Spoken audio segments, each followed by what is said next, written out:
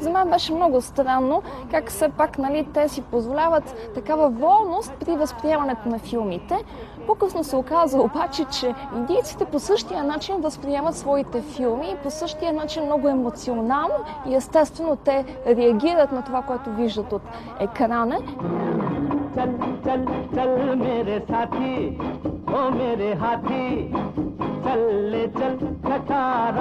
И по този начин се получава една директност на възприятието. Тоест има един директен контакт между това, което се вижда на екрана и тези, които са в залата на киносалона.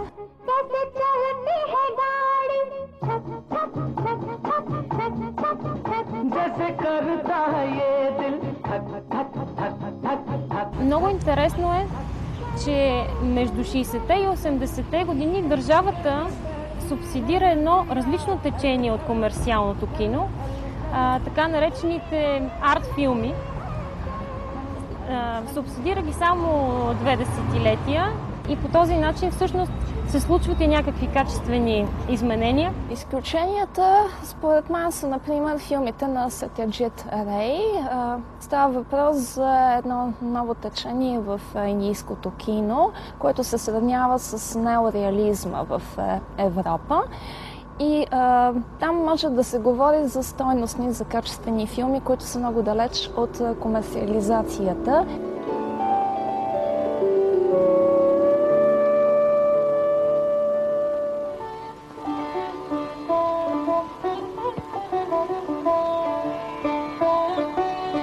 Филмът на режисьора Сатяджит Рей "Песента на пътя", който получава награда на фестивала в Кан през 1955 година, е и дебютът във филмовата музика на известният индийски музикант, композитор и гуру Рави Шанкар. Винаги има в една история на киното големи личности и фигури, които едновременно спазват традиционната нишка и успяват да създадат едно хиперуниверсално произведение и да останат като емблема за конкретната кинематография.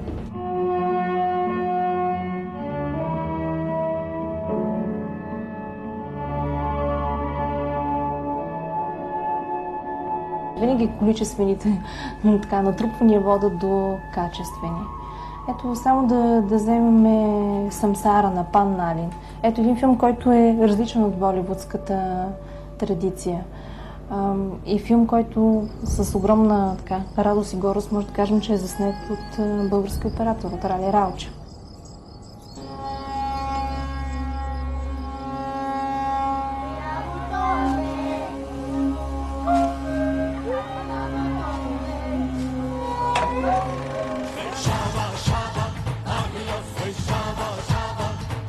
Ако холивудският продуцент, когато направи поредния успешен филм, си мисли откъде да намеря нов и интересен сценарий за следващия, то индийският му колега си мисли за друго. Откъде да намеря още нови песни и как да направя по-интересна хореографията на новия си филм.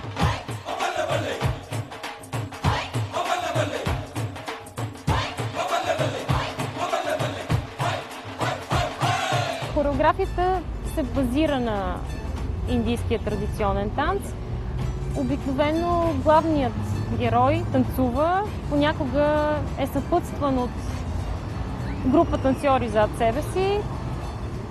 Символиката и смисъла на жестовете е много силен, особено на ръцете. За Индия тази традиция естествено идва от класически индийски театър. Много е натоварен с символиката на жеста, с спецификата на актьорската игра.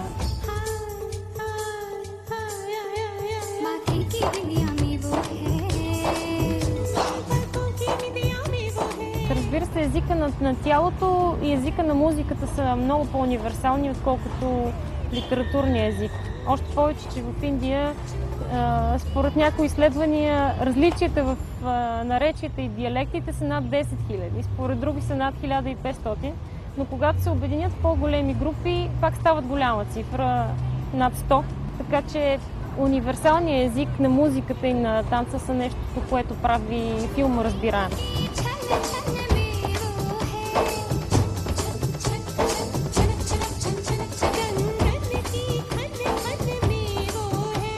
Огромното кинопроизводство кара индийските продуценти да търсят все по-интересни сюжети и места за снимки, с атмосфера и екзотика, непозната за основната група зрители. Затова в последните години те често излизат от границите на страната си в търсене на нови непознати места и лица.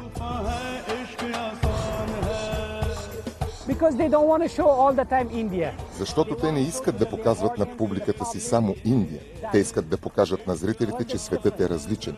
Хората дават 5 или 50 рупии и искат да видят света, да видят различни страни.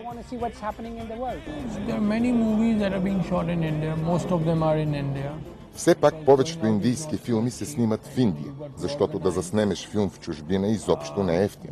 В други случаи, в зависимост от сценария. Всичко е въпрос на сценарий, на визия, къде ще получиш най-подходящата визия за филма си. Всички снимат и зад граница, дори Холивуд пътува по света.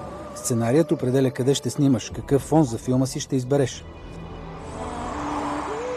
В България от няколко години все по-често идват индийски екипи от Боливуд, които тук произвеждат филмите си.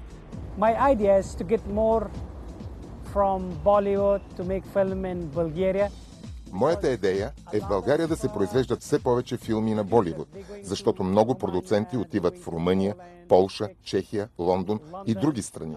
Моята цел е да правя колкото се може повече филми в България и така да популяризирам страната ви. По-голямата част от продукциите, които снимат извън Индия или извън собствената си страна, ако трябва да глобализираме, основната причина обикновено е финансова, т.е. на екипите им излизат по-евтино. Не, при нас идеята съвсем не е такава, както при западните продукции.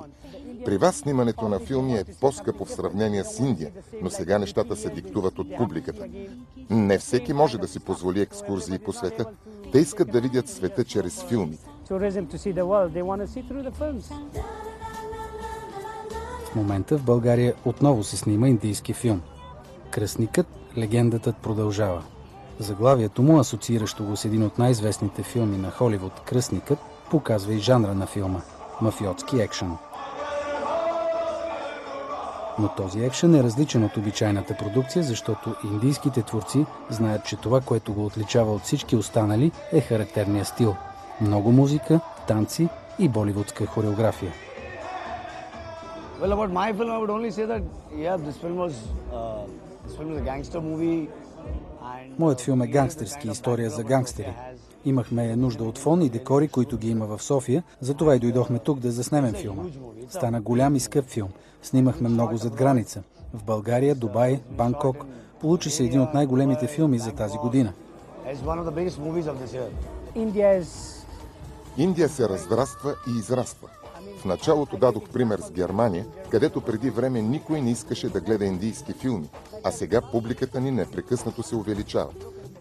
Азия изобщо не е проблем. Там всички обичат да гледат индийски филми. Но важното е, че сега и в Европа интересът към индийската култура и индийското кино расте.